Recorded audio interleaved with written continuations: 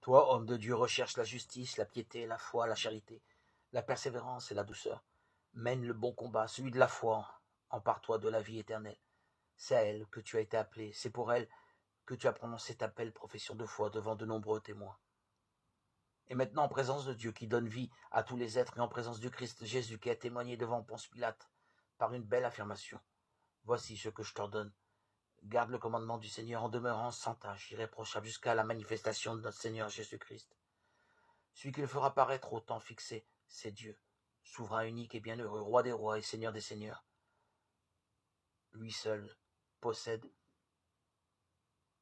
l'immortalité.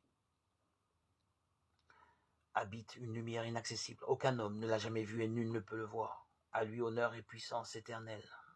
Amen.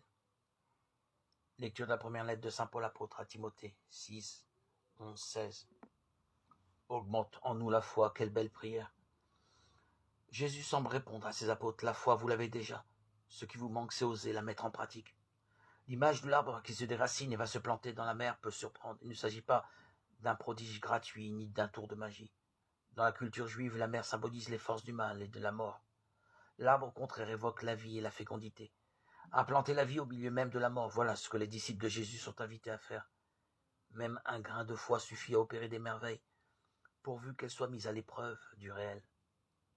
Ce n'est pas une foi théorique,